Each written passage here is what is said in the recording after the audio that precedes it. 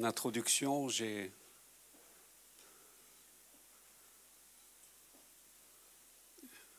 abordé le fait que non seulement Jésus aime les enfants, Jésus aime ceux qui ont un cœur d'enfant. Un cœur simple, un cœur confiant, un cœur nature. Et un de nos grands défis, pour nous les grands, c'est de retrouver le cœur d'enfant. Dans un monde féroce, dans un monde pas facile, dans un monde où dans notre travail on ne sait plus en qui faire confiance, parce qu'on a préparé un travail, notre chef l'a récupéré et c'est lui qui a dit « c'est moi qui l'ai fait ». Et toi, tu as bossé et tu l'as eu dans le nez. Pas facile. Et pourtant, Jésus nous lance ce défi. Et ce n'est pas une imposition des mains, et ce n'est pas soudain qu'on a un cœur d'enfant. Non, c'est notre défi quotidien, c'est le défi jusqu'au bout de notre vie. C'est un défi qui va exiger un effort de volonté.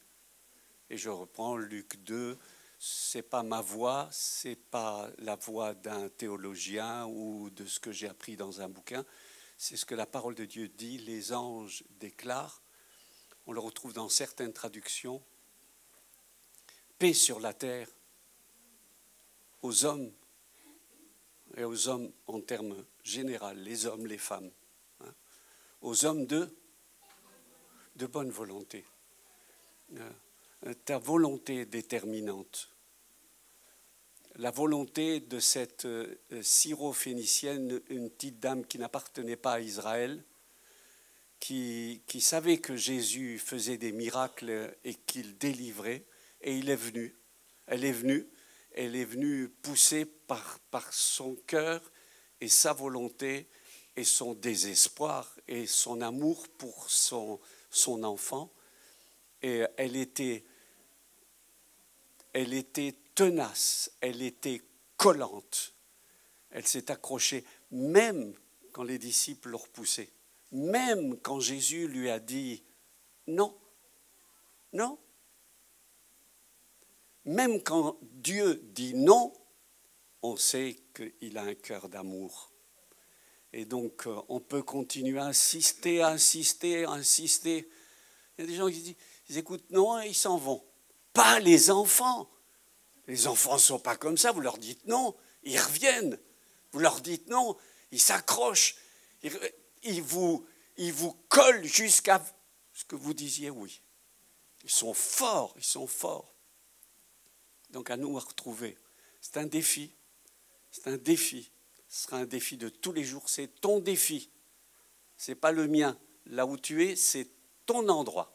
Là où je suis, c'est mon endroit. Toi, tu ne peux pas être dans mon endroit et moi, je ne peux pas être dans ton endroit. Je ne suis pas près de ton cœur et tu n'es pas près de mon cœur. Et donc, c'est ma décision qui est déterminante. Mais les enfants, Seigneur, écoutez bien. Dans Matthieu chapitre 18, je vais dire un truc terrible, terrible.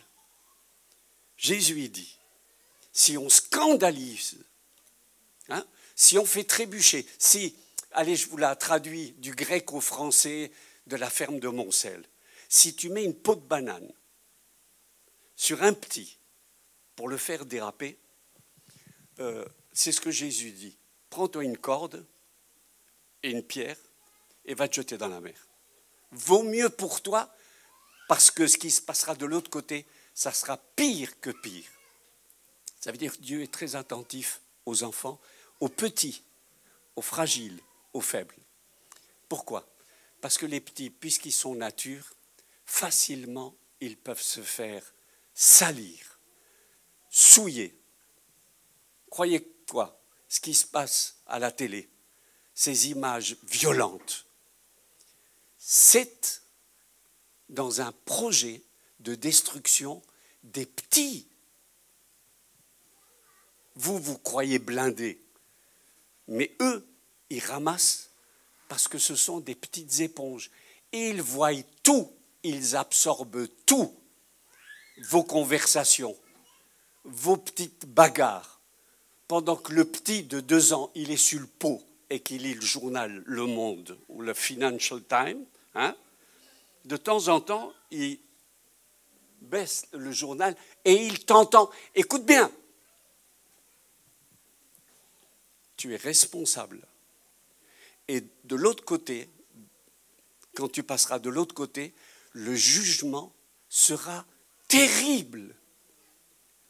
Un homme averti en vaut 2, une femme 4. Attention, attention, tu peux être meurtrier, tu peux détruire, tu peux scandalon, voilà le terme grec, tu peux faire du mal, ou quelqu'un peut faire du mal. Des gens qui sont en position d'autorité à l'école. Vous croyez que l'infiltration LGBT à l'école, c'est organisé, prémédité pour détruire l'identité de ton enfant, pour mettre des mensonges. Le petit garçon, c'est un petit garçon, la petite fille, c'est une petite fille. Le reste, c'est du diable. Donc toute cette infiltration, tout ce travail qui se fait, c'est organisé, prémédité. On n'est pas dans le complot, on est dans une église pour rappeler qu'il y a un autre monde qui veut te détruire. Alors, quelle est la protection? Mais c'est l'amour que nous avons pour nos enfants. C'est parce que nous aimons nos enfants que nous construisons des forteresses solides dans son cœur. S'il a des valeurs, c'est extraordinaire. Mais quand un enfant est sali, il faut vite prier pour lui. Ça devrait être un réflexe. Alors ici, tout au long du week-end, on a eu et du curatif et du préventif, et du curatif et du préventif. Préventif, brosse-toi les dents, parce que sinon tu vas avoir des caries et tu iras chez le dentiste où il va traiter dans le curatif. Ça, c'est curatif. Et en plus, il y aura la facture. Le préventif, c'est les...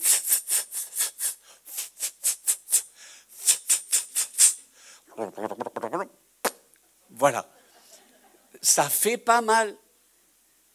Le préventif, c'est aimer nos enfants. Le préventif, c'est dès qu'il se passe quelque chose chez nos enfants, dès que nos enfants arrivent effrayés et qu'ils sont tout blancs parce qu'ils ont vu quelque chose, c'est prier pour eux tout de suite. Ça doit devenir comme un réflexe conditionné. Le réflexe, si je lève la main, tu fais ça. Ça, c'est un réflexe. Le réflexe conditionné, c'est ce qu'on t'apprend à l'école, à l'auto-école. Tu t'assieds, tu regardes les rétroviseurs, etc.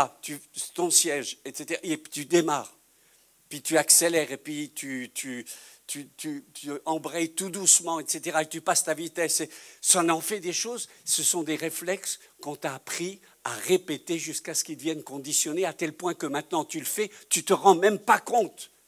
Ce sont des réflexes qu'on a appris. Mais la répétition, c'est une importance capitale jusqu'à acquérir cette capacité de réagir. On ne réagit pas toujours comme ça parce qu'on a peur.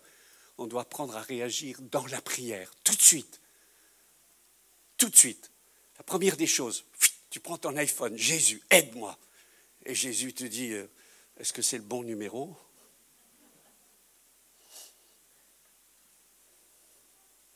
Voulons juste, pendant quelques instants, vos enfants sont à vos côtés. Là, vous avez le droit de les toucher, malgré qu'il fasse collant et chaud. Nos enfants sont chauds. Des fois, ils sont collants, mais qu'est-ce qu'on les aime.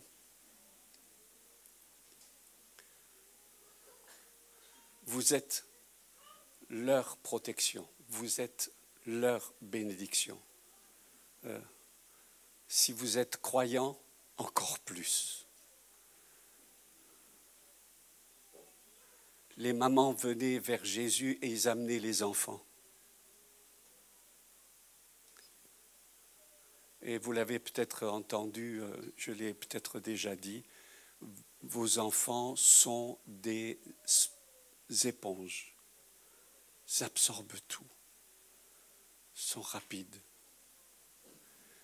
Et alors les disciples, ils ont dit, dérangez pas le maître. Hein.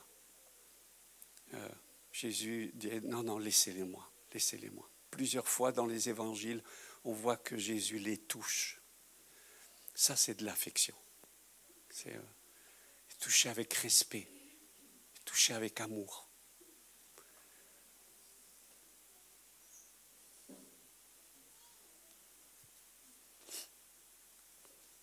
Puis si vous avez un bébé dans votre ventre, mettez la main sur le ventre. Comme ça, il va être encore plus béni. Vous imaginez ? De sortir de là, il dit, j'ai reçu la bénédiction quand j'avais 0,4 mois. Vous imaginez ?